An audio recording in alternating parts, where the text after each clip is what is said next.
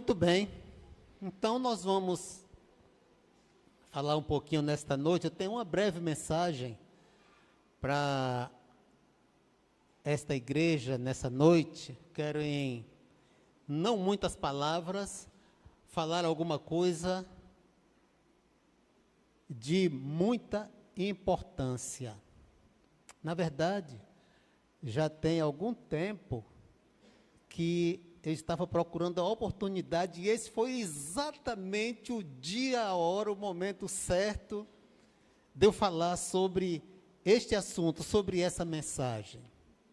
Então, abra sua, você já pode imaginar do que eu vou falar, né? Abra sua Bíblia lá em Mateus capítulo 18.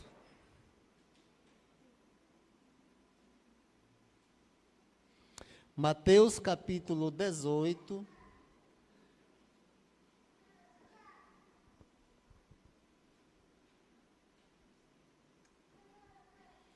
Nós vamos ler alguns versículos e no final nós tenhamos lido do versículo 1 até o versículo 6, também o versículo 10 e o versículo de 12 a 14. Mas possivelmente a gente esteja lendo quase tudo aqui.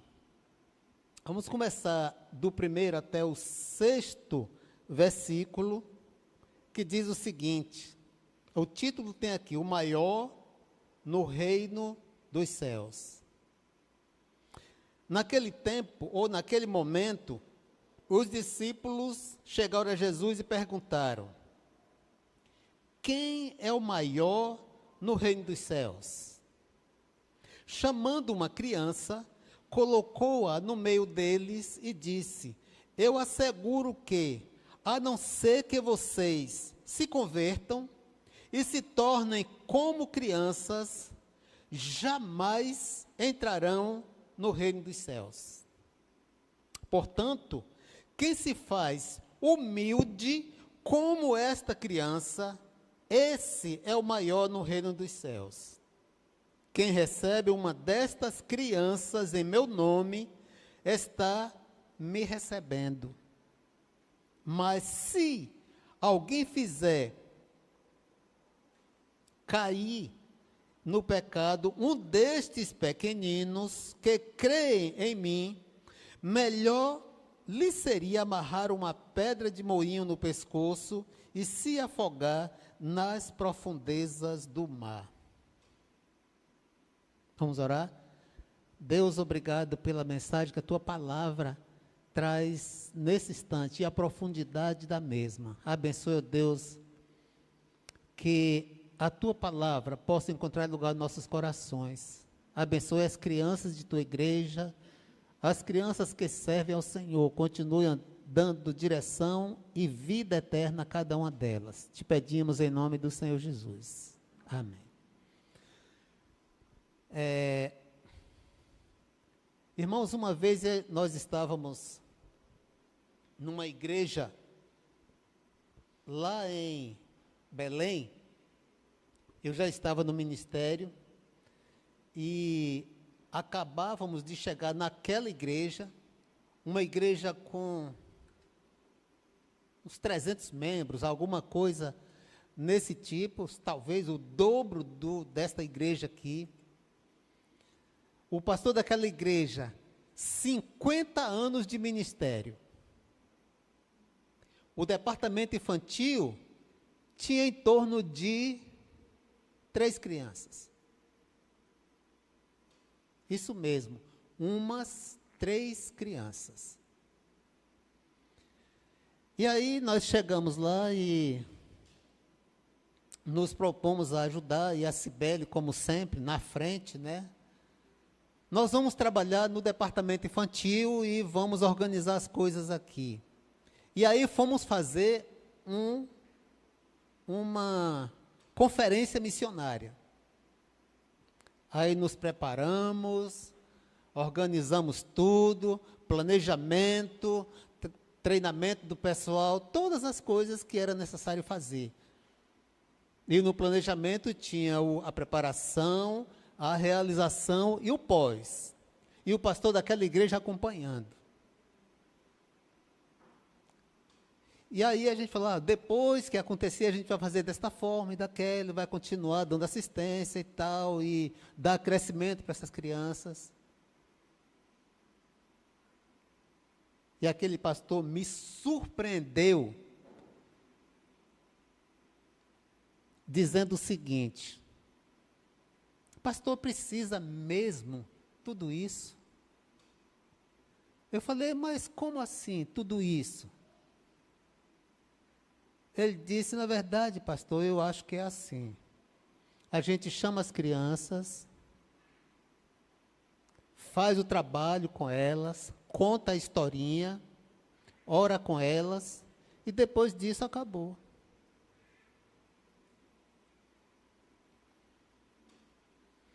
Como se as crianças fossem um gatinho que a gente fosse brincar e passou daquela brincadeira ali, não tem mais nada. Como se as crianças não tivessem alma. E eu fico pensando, o que Jesus teria dito, eu não falei muita coisa para ele, mas o que Jesus teria dito para aquele pastor com tantos anos de experiência, certamente na igreja dele, as crianças não aprendiam muito. Por isso que no departamento infantil, na classe de crianças, tinha algumas crianças. E começamos a trabalhar, e daí a pouco, só Cibele para dar os números aqui de quantas crianças tinha lá no departamento infantil. E teve um dia que chegou uma família com algumas crianças, e estava acontecendo lá a classe com crianças, e ele chegou com os filhos, olhou lá direitinho, como é que estava funcionando, olhou todo o ambiente ali, aí ele disse, eu vou deixar minhas crianças aqui, e eu vou ficar nessa igreja.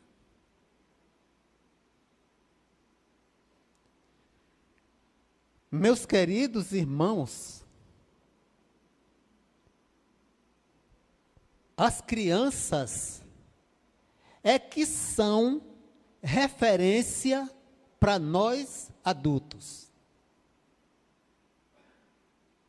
Se não, vamos analisar um pouco o nosso texto aqui, que um dos discípulos, é claro que ele estava sendo ali, qual é a palavra que eu posso empregar para alguém que está reivindicando um negócio desse? Quando alguém pergunta assim, quem é o maior no reino dos céus? Eles eram os apóstolos, e cada um deles queria ser o que estivesse no topo da pirâmide. Mestre, quem é o maior no reino dos céus? Eu acho que a resposta que Jesus deu, talvez deixassem eles meio desconcertados. E Jesus chama uma criança, coloca no meio deles, e aí diz o seguinte: olha, se você quer ser o maior no reino dos céus, é preciso que você se converta e se torne como crianças. Vamos explicar melhor o que Jesus queria dizer aqui, porque nas Escrituras tem alguns pontos que diz assim, nós não devemos ser crianças. Mas como é isso? Nós precisamos ter a humildade e as atitudes que uma criança tem. Aliás, tem algumas qualidades que a criança tem naturalmente e que nós precisamos ter. Quando éramos crianças, nós tínhamos todas essas características que a criança tem. E quais são essas características? O versículo seguinte aqui, o versículo 4, 3. Versículo 4. Jesus disse assim, olha, portanto, quem se faz humilde como esta criança, este é o maior no reino dos céus. Irmãos, a criança é naturalmente humilde. Ela não precisa fazer esforço, porque faz parte da sua naturezinha de criança ser humilde. Quer ver outra qualidade que a criança tem e que muitas vezes nós perdemos? E quantas vezes me falta humildade? Em circunstâncias, muitas. A outra coisa que a criança tem é a dependência. A criança vive um mundo natural de dependência. E quanto menor ela for, mais dependente ela é. É assim que o nosso Deus quer que sejamos. Mas nós adquirimos tanta autossuficiência, tanta autonomia, que muitas vezes nós queremos fazer as coisas e nós nem dependemos de Deus. Metemos os pés da cama, planejamos na nossa mente, vou fazer isso e isso e isso hoje, porque tem autonomia para fazer, mas não sabe que só faz se Deus permitir. A outra coisa, outra característica, a criança tem a capacidade de ter fé mais genuína do que muitos adultos. Quando uma criança confia em alguém, crê em alguma coisa, para ela tanto faz ser fácil ou impossível, ela crê sem reserva, ela simplesmente crê.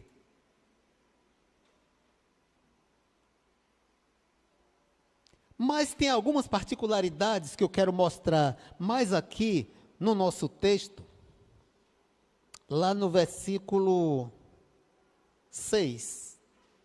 Olha o versículo 6, o que é que ele diz aqui. Mas qualquer que fizer tropeçar um destes pequeninos que creem em mim, melhor lhe fora que se lhe pendurasse ao pescoço uma pedra de moinho e se submergisse na profundeza do mar. Eu nem preciso fazer uma releitura ou explicar isso aqui, irmãos. Vamos pensar profundamente nisso aqui. O que é que significa isso aqui? Qualquer um que fizer uma criança que crê nele, e a Bíblia no versículo 6 nem fala criança, que lá no original grego, criança, como ele tem escrito aqui alguns versículos antes, criança tem lá no grego a palavra paidion, que significa crianças. Mas no versículo 6, ele usa, olha aqui, a expressão pequeninos. Lá no grego, essa expressão não é paidion, é micros, que significa criança pequena. Podemos concluir com isso que uma criança pequena pode crer em Jesus Cristo para a salvação. Quantos irmãos estavam de manhã aqui e ouviram a mensagem da Cibele? Não sei se todos prestaram atenção, mas um dos depoimentos que ela deu era de uma criança de 3 anos convertida. E que era usada por Deus para evangelizar os pais.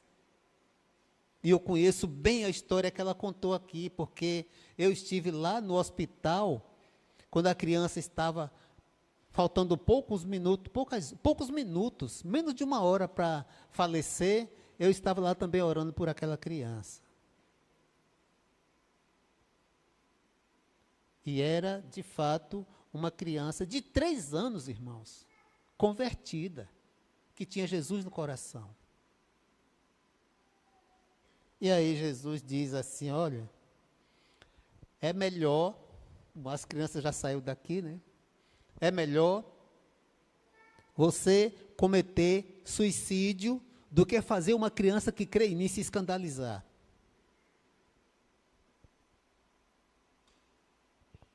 É muito pesado isso aqui, irmãos. É claro que talvez ele tenha usado uma expressão hiperbólica, mas ele falou alguma coisa extremamente séria. Como se pode fazer uma criança tropeçar no Evangelho ou se escandalizar no Evangelho?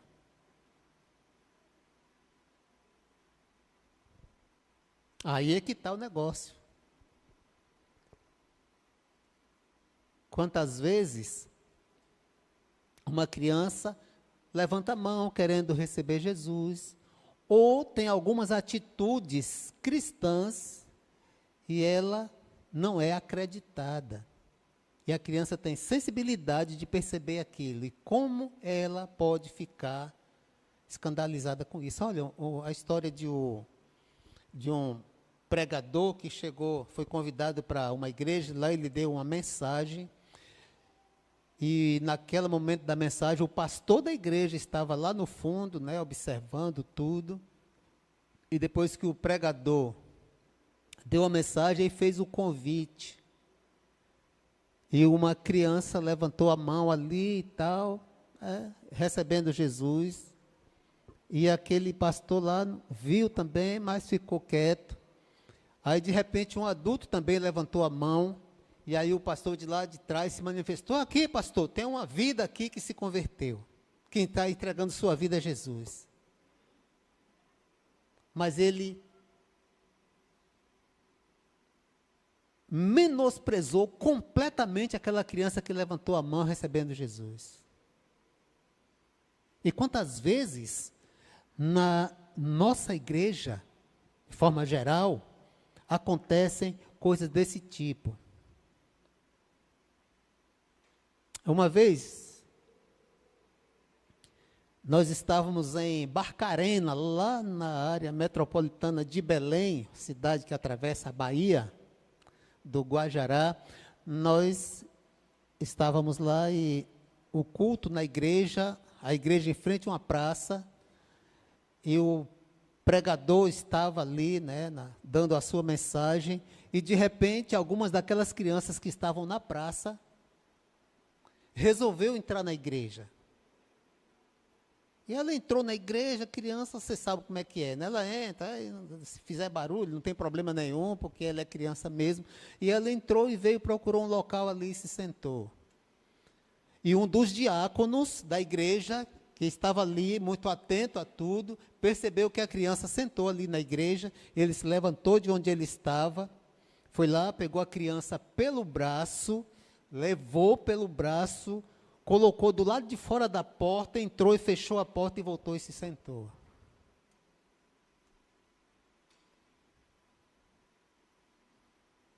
Irmãos, olha, durante esses anos de ministérios, nós vimos muitas coisas por aí.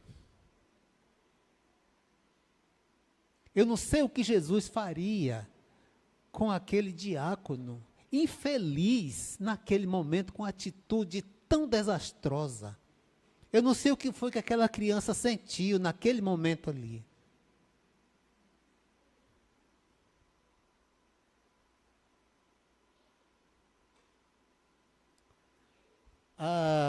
Nos tempos de Jesus, um episódio desse aqui deixaram muita gente frustradas. Porque os irmãos sabem que naquela época, quem era valorizado mesmo eram os homens. Aquele episódio, um outro episódio paralelo, lá em Marcos capítulo 10, onde Jesus estava pregando e algumas pessoas vieram e trouxeram crianças para que Jesus tocasse nelas, as abençoasse. E os discípulos de Jesus se tornaram como empecilho, como barreira para que aquelas crianças não chegassem aos pés de Jesus. Eles estavam achando que o que estava fazendo era absolutamente certo. O pensamento deles essas crianças estão fazendo barulho aí, o mestre está falando com tantas pessoas aqui, com os líderes dessa cidade, com as autoridades, e agora vem essa criançada fazendo barulho e ainda sendo acompanhado pelos adultos. Tira essas crianças daqui. Eram atitudes dos seguidores de Jesus, dos discípulos de Jesus, que estavam ali para aprender com Jesus, mas uma atitude muito desastrosa, porque as crianças eram sem valor nenhum. As crianças eram colocadas em último lugar, as mulheres já ficavam ali em segundo plano. Agora imagine as crianças. E nesse nosso relato aqui, lá no versículo 10, tem outra coisa interessante. Versículo 10 diz assim: vede, não desprezeis a nenhum destes pequeninos, pois eu vos digo que os seus anjos nos céus sempre veem a face de meu Pai que está nos céus. Isso aqui, irmãos, foi mais uma frustração para a sua plateia, para aquelas pessoas que queriam ser o maior no reino dos céus. Em outras palavras, ou parafraseando aqui, talvez Jesus tivesse dito em outras palavras mais ou menos assim: olha, se vocês adultos, homens religiosos, judeus, hebreus por tradição, se você acha que você tem um anjo que lhe protege todo dia, quero dizer para vocês que o anjo ou os anjos que protegem as crianças são de uma casta superior, porque eles veem a face de Deus todo dia. Então até os anjos das crianças são anjos especiais.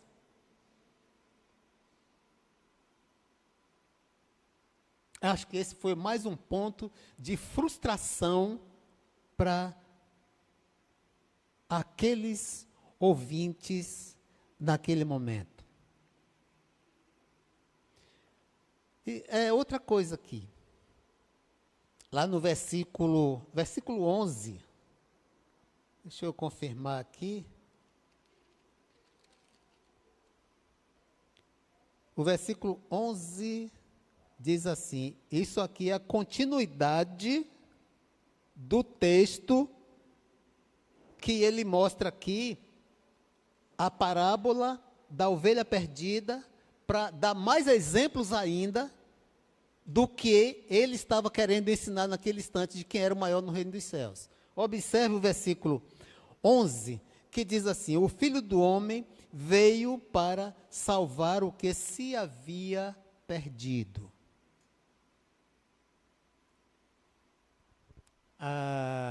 Mais na frente um pouquinho, lá no versículo 12, versículo 14 por aí, nós vamos confirmar isso, mas a Bíblia fala que Jesus veio também para salvar a criança perdida.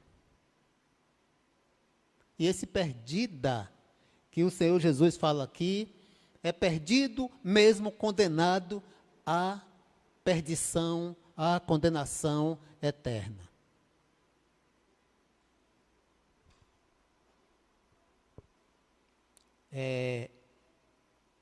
Tem gente que acha que a criança nasce salva, principalmente a que nasceu na família cristã. Então ela já nasce salva, e aí quando ela cresce, Madison, ela perde a salvação. A nossa doutrina não mostra isso, não ensina dessa forma, e a palavra de Deus também não. Até mesmo porque, lá no Salmo 51, se você começar a ler ali, você vai ver que todos já nasceram pecadores. O pecado já nos acompanha desde a concepção, desde o nascimento.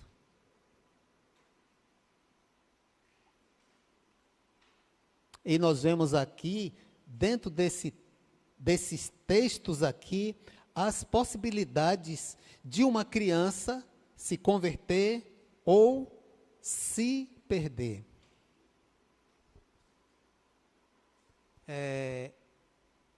Nós tivemos duas experiências bem interessantes. Eu tive um dia numa igreja em Salvador, e no culto naquela igreja, tudo muito limpo, as paredes impecavelmente limpas, os vidros de porta, nem mancha de digital tinha.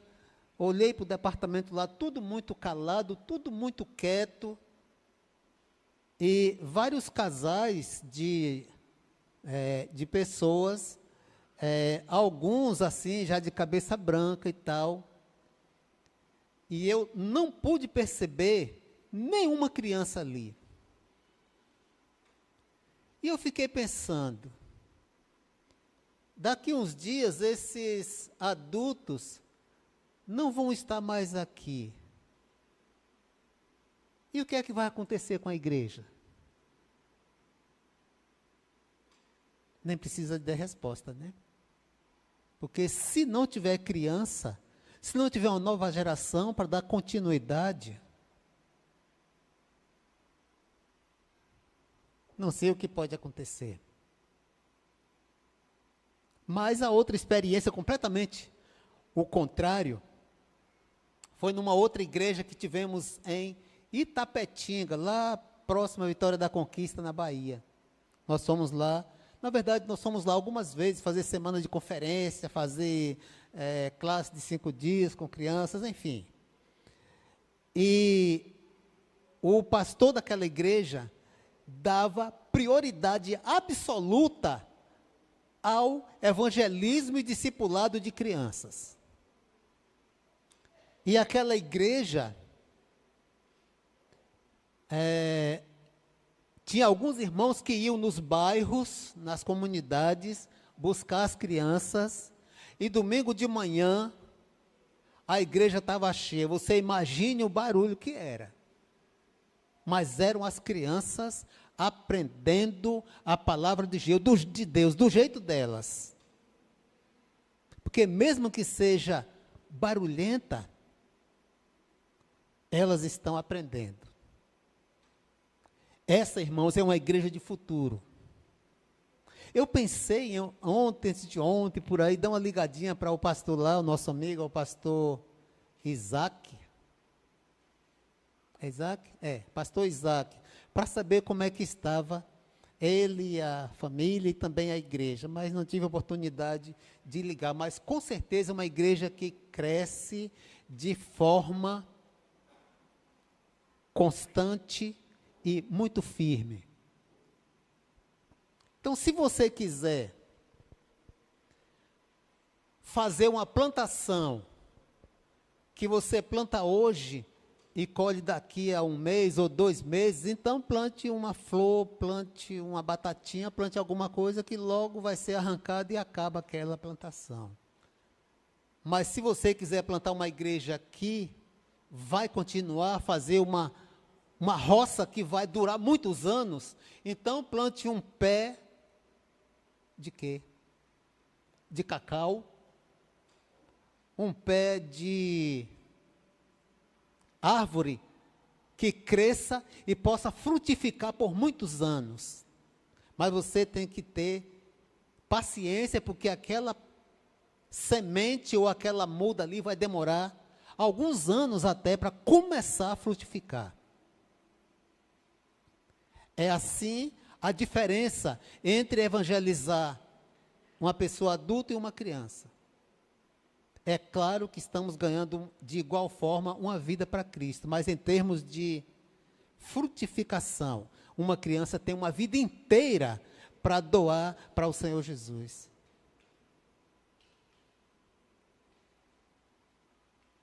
Meus queridos irmãos, nós precisamos ter Não só o pensamento, mas também a nossa prática de evangelizar e discipular as nossas crianças e fazê-las discípulos na prática. Sabe o que é que o grande pregador Moody falou uma vez? Ele disse assim: eu creio que se as crianças têm idade suficiente para vir à escola dominical, elas têm idade suficiente para vir ao Calvário. Vamos abrir nossas mentes e que Deus nos ajude a ganhar as crianças para Cristo. Moody não foi um pregador dos nossos dias, não, já tem. Ele foi do século passado. Agora olha só o que Charles Spurgeon falou. Ele disse assim: geralmente tenho encontrado um conhecimento mais claro do Evangelho e um amor mais fervoroso a Cristo na criança convertida do que no adulto convertido. Elas não precisam abandonar a incredulidade e as noções erradas que impedem tanto de aceitar o Evangelho. E ainda ele acrescenta: uma criança de 5 anos, devidamente instruída, pode verdadeiramente crer e ser regenerada tanto quanto um adulto. Então, nós não podemos subestimar a capacidade de aprendizagem e de inteligência das nossas crianças. Porque o mundo não subestima. A mídia não subestima. Porque eles realmente são capazes de aprender a palavra de Deus. E eles são inteligentes suficiente para absorver, para crer em Jesus. Agora, voltando aqui, eu já estou chegando ao final desta minha palavra nessa noite, e o texto aqui mostra a parábola das 100 ovelhas, é bem conhecida. O pastor tem ali 100 ovelhas, e quando ele vai contar no aprisco, ele percebe que uma se extraviou. O que é que ele faz? Deixa as 99 num lugar seguro e vai buscar uma única que se perdeu. E o texto diz que se ele a encontra, ele volta com ela nos ombros, feliz e regozijado por ter encontrado a única ovelha que se perdeu. Olha, irmãos, essa parábola aqui é única, diferente de todas as outras parábolas e até situações que o Senhor Jesus usou para nos dar ensinamento. Geralmente, numa parábola, vamos pensar que é a parábola das 10 virgens. 10 virgens, 5 prudentes e 5 nécias. Quantas dessas se salvaram? 5, né? Isso representa o que em termos de percentagem? 50%. Então, o aproveitamento aqui, 50%. Vamos pensar aqui numa outra situação. Temos aqui, Jesus curou 10 leprosos. Mandou que eles fossem, se apresentassem ao sacerdote e tal, e eles se sentiram curados. E quantos voltaram para agradecer? 5? Um só? Então, só um voltou. Qual é a percentagem de aproveitamento aqui? 10%. 10%. Tem outras parábolas e outras situações assim, que tem um aproveitamento de 10%, de 20%.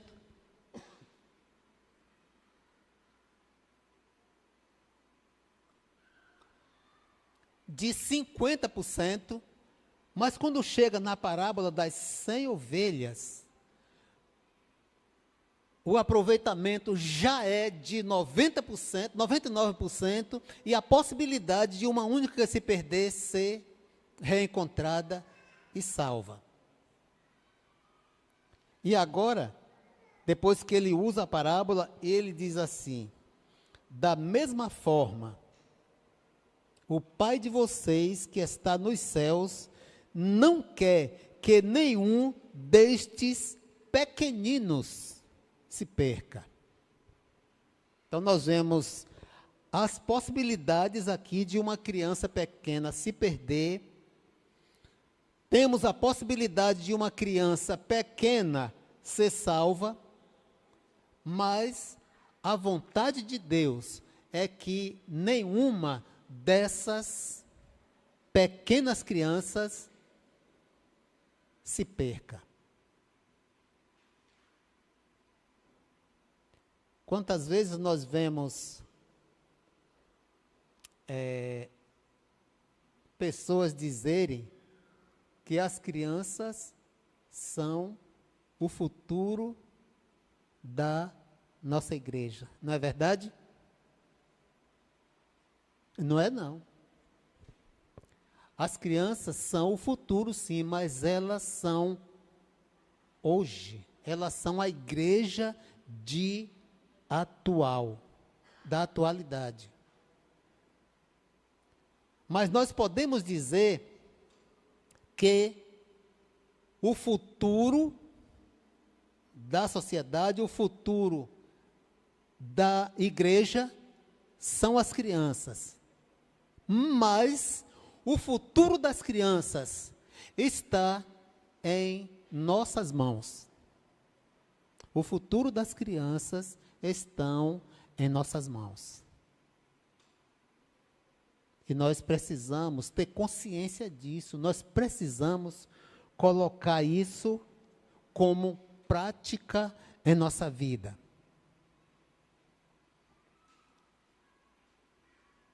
Vocês viram aqui como elas são capazes, gostei, viu? Eu vou conversar com o pastor Nilton, que nós vamos ter dirigentes aqui, daqui a algum tempo, cantores, pregadores, pregadoras, aqui na igreja. Eu vou pegar no pé do pastor Nilton sobre isso aqui. Que o Senhor nos ajude a fazer isso hoje com muita urgência, porque, irmãos, o mundo está fazendo com muito mais eficiência do que nós. Então fica assim, esse alerta. Como se diz, fica a dica. Que o Senhor nos abençoe. Vamos nos colocar em pé?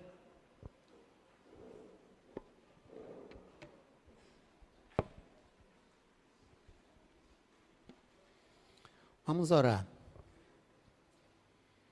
Nosso Deus, obrigado nesse instante pela oportunidade de estarmos aqui para te cultuar. Obrigado, Deus, pela vida de cada um dos teus servos aqui, de forma muito especial pela vida das crianças de tua igreja.